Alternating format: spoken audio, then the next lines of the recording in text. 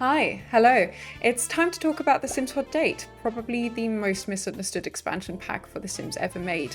Now, despite its name, this pack is not only about dates, it's actually the pack that introduced community lots to the game, which means that this is the first time that your Sims are actually able to leave their home lot. I had a lot of friends growing up who weren't allowed to get this pack because of the name, and it probably didn't help that the pack featured Sims like Blonde, Bombshell, Femme Fatale, and Dreamboat, as well as these promotional images that they used to market the pack. Just like The Sims House Party, this is really still the era that the game wasn't just aimed at teens, which I personally love, and I think this is the reason why some of these early expansion packs for The Sims are the best ones in general. While their previous expansion packs certainly had a number of gameplay elements, they also very heavily focused on aesthetics. This pack, although it comes with 125 new items, mostly focuses on new gameplay, which is done in the form of letting your Sims take a cab to downtown. The existing downtown is littered with little tidbits of lore, such as Right Way up here, which is named after Max's frontman Will Wright, and Main Street down here. Both streets are featured in The Sims 2 again later on. There is a mall named after the famous land grab family featured in later iterations, as well as the Robert Crumplebottom Park, which we'll talk about a little bit more later. I love that this downtown is not a real representation of what downtowns looked like at the time in America, but it's this sort of glamorized but also satirized version of the 1950s in America. The game actually offers some backwards compatibility with already existing packs, such as The Sims House Party, which means that if you have that game installed, which I do have in this review, you have a lot of House Party items showing up on your community lots. Most of the lots downtown are multi-purpose and feature multiple buildings and uses, one of them being the restaurant. A restaurant requires a fully equipped kitchen, a hosting station, and a bunch of tables and chairs for your Sims to sit on. They will then automatically spawn a bunch of NPCs to operate the restaurant. These include chefs, waiters and waitresses, busboys, and even a maitre d' if you're making a fancy restaurant. Speaking of fancy restaurants, your Sims like to be entertained by music, which means that there's often a piano player present at a lot of lots. If she's not there, Carlo the minstrel might show up. He walks around with his guitar from table to table, and your Sims can request a song or tip him 5 simoleons. If you tip him enough, he might actually whip out his violin and play a special song for you. However, if you request too many songs from him without tipping him, he might actually whip out his puppet. His literal puppet, that is. Aside from restaurants, a lot of lots will feature shops with various items to sell. There are a number of stands to pick from the Build and Buy catalogue, and the shop needs only one of these and a cash register to function, as a clerk will be spawned automatically. One of the bigger changes this introduces, which I was so happy with when I first discovered this, is clothing that your Sims can buy.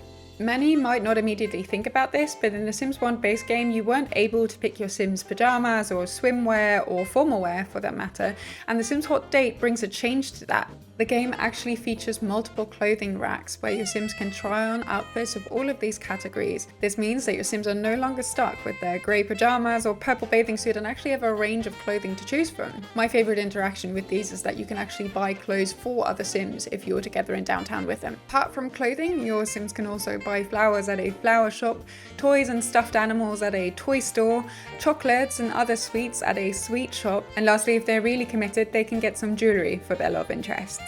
There's actually one more retail item that I want to talk about, and that is the magazine rack, because there's something about this rack that I didn't know until I started making this video. The Sims Hot Date does not only introduce a couple new interests for your Sims, but it also introduces a way to change your Sims' interests. Each of the individual magazines that you can buy actually boost specific interests for your Sims. The game adds a variety of food parlours as well, allowing your Sims to get ice cream at an ice cream parlour or hot dog or pizza in a park. Speaking of parks, some of the downtown lots are dedicated to having your Sims spend more time outside. Parks usually feature a rental shack where your Sims can go up and rent a picnic basket for a romantic picnic together in the park, or if there's a little pond item available on the lot, your Sims can go up to the rental shack and rent a boat to sail on this little pond. Lastly, my favourite lots, because these have the most like America in its heyday kind of feel, are the beach lots. Most beach lots feature a place for your Sims to relax or maybe swim, but most importantly, they actually have sound effects that mimic the sound of waves crashing against the coast and seagulls. To give downtown a much more lively feel, this is also the expansion pack that introduces Townies to the game. They all have randomly generated first names matched with the last name Towney and can be married and made playable. The set of Townies will also feature the aforementioned blonde bombshell, femme fatale and dreamboat, with all their set personalities and interests, but then with randomly generated names. Right, so now that we've gone through this amazing backdrop, how do we get to downtown? Usually you get a cab for 50 simoleons to get your sim there alone or on a date. You can ask any of your household members to join you on your trip to the city centre, or you can ring someone else over the phone and ask them to meet you downtown. Aside from inviting someone from the get-go, you can actually walk up to a random townie, start a chat with them, and then after a while you'll have the option to ask them out on a date or ask them to hang out together. Dates in this game are a bit more rudimentary than in the later installments. There's like no timer or no scoring, but through pop-up screens your date might let you know how they feel. You can actually check in on them by asking them about their moods and trying to satisfy their needs that way. In order to make sure your date is a success, you should keep them occupied though, so you can go and have dinner, have a picnic in the park, or buy them a bunch of gifts. If things go really well on this date, the action to invite your sim home might actually appear, allowing both of them to continue the romance at home. During that time together, your Sims also have access to 40 new social interactions and responses. This includes suave kisses, sweet talking, leaping into someone's arms, but also shaking your fist at someone. Your Sims can play together in either a rental shack or changing room, or when they get home in the new heart-shaped hot tub. Not only are there more interactions, but actually getting close to another sim is getting more and more complex now. It's no more just talk, talk, talk, kiss, kiss, kiss. Like mentioned before, there are new interests added to the game, and if these aren't compatible, getting your sims up to a high level is going to be much more difficult. Most interestingly, the expansion also adds lifetime relationship bars, which means that the first relationship bar that they have is for their daily relationship, and the second one more so represents how they feel about each other over longer time. Lastly, I want to talk about two more iconic NPCs added to this game aside from the restaurant workers and store clerks, namely Claire the Bear and Miss Crumplebottom. With Claire the Bear, after 20 years, I'm still not entirely sure if this is supposed to be an actual bear or just a deranged woman in a bear costume, but she might come and visit your home and rummage through your trash. She has some fantastic, unique interactions with items on your lot. If you have a bearskin rug on your floor, be ready for Claire to have a total breakdown. And if you're a fan of stuffed bear animals, she might try and have a chat with it.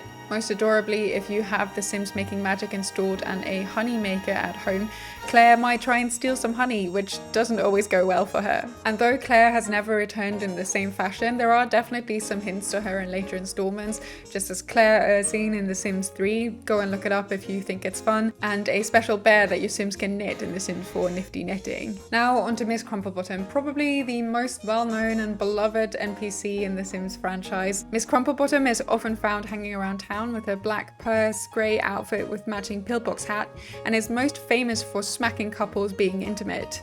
Especially in The Sims Hot Date, she really just seems like a cranky old lady who just wants to ruin all the fun, but later on we actually learn that she's Mortimer Goth's aunt and that she has a pretty tragic backstory. In The Sims 3, which is set years before The Sims 1, she is found living alone, widowed in a large mansion because her husband, Eric Darling, drowned tragically on their honeymoon. There's even a kid's bedroom half finished because they were planning to have kids, which really makes this story a lot darker and gives so much more depth to why this old woman turned out this way. And with that truly iconic character, I'm rounding off this review for The Sims Hot Date. Like I said earlier, probably a bit misunderstood thinking it's only about dating, but in my opinion, this pack really just feels like it wants to get your Sims out in this weird 50s set downtown and just have them have fun on a date or not, or with their entire family. Though I recognize that this expansion pack brings a lot of the core mechanics for gameplay items that become staples in later iterations for The Sims, I personally think it scores a little bit lower than Living Large, which, like I said, is one of my favorites, but still a worthy second place over House Party. Thanks everyone for watching. The Sims on Holiday is next, and I hope to see you there.